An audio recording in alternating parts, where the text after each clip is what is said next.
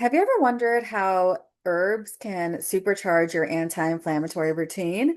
Today, we're going to talk through some of the herbs that I always bring home when I'm traveling and exactly how I brew them. Hi, I'm Nadia. I'm a holistic nutritionist and longevity coach.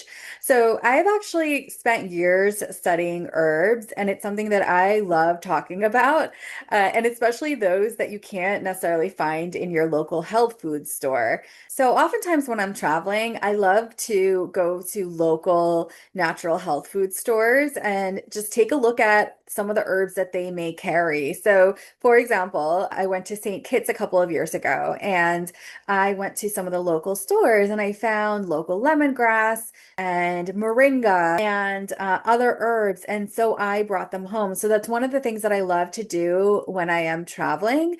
And I like to kind of see all the different herbs that are local to those areas because when it comes to herbs, they actually have so many health benefits. You are able to get a lot of different nutrients into your diet by incorporating herbs, whether it's through tinctures, whether it's through teas, and there are a lot of different ways that you can incorporate them into your routine.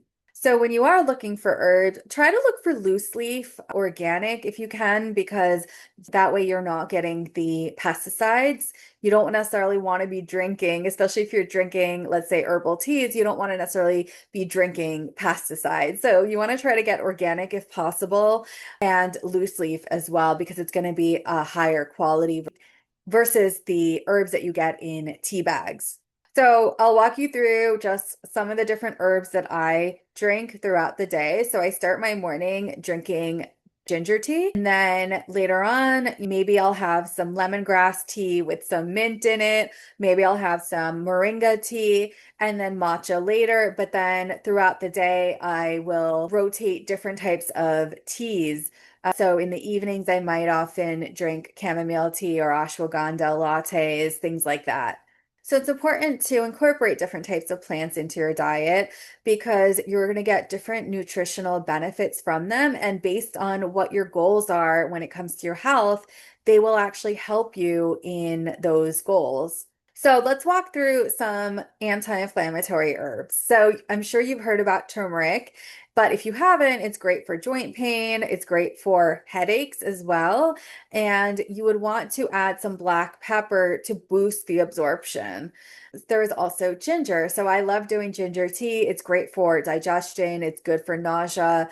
You can also pair it with lemon for kind of a zingy start in the morning. I personally will travel with ginger capsules because I end up getting motion sickness, but the ginger actually helps me to not feel nauseous when I'm traveling, whether it's flying or on a boat. There's also lemongrass. So, lemongrass is local to the Caribbean and also Southeast Asia, and it's very soothing, it's bright, it's cooling. There are a lot of different benefits to incorporating lemongrass into your diet. There's also moringa. So, moringa is amazing. You can get it as an herb. You can also get it in powdered form. And I have to say, a lot of these herbs, you are able to get it in powdered form as well, or in a dried form.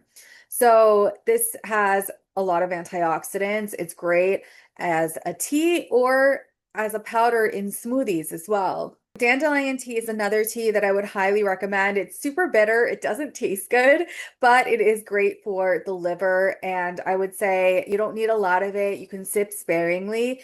And then there's milk thistle. So this is also really great for the liver. So you can get it in tincture form or you can get it in seed form as well and make a tea out of it. And then there's others. The list can go on. There are hundreds, probably thousands of different herbs throughout the world. So let's talk a little bit about brewing. So there are different ratios when it comes to steeping time. So for example, if you have 1.5 teaspoons of herbs per 8 ounce water, you would steep it for maybe a few minutes, but it honestly, it depends on the herb. So you would have to look it up or look at the if there are instructions on it, look it up based on that because some teas will steep for just a couple of minutes, like green tea, for example, or there are teas that you want to steep for longer to get the benefits of them. And then to improve the taste of them, you can add maybe a slice of lemon, you can add some fresh mint, maybe you want to add a dash of cinnamon, which is also great for blood glucose. And then I would definitely recommend kind of rotating your herbs weekly to keep your gut flora and your taste buds happy because it's really important to, and I say this for really all plants and vegetables, you want to always be rotating. Why does all of this matter? So, inflammation, it is the cause of so many chronic issues, autoimmunity, joint pain, even brain fog. And so, these herbs aren't a magic pill, but you want to build a lifestyle and a system where you're supporting your immune system with all these different things. So let me know which herb surprised you the most. Drop your questions. Maybe I'll feature it in my next deep dive. And don't forget to like, subscribe, and hit the bell so you never miss another video. Thanks for joining me on this herbal adventure. See you next time for more plant power tips.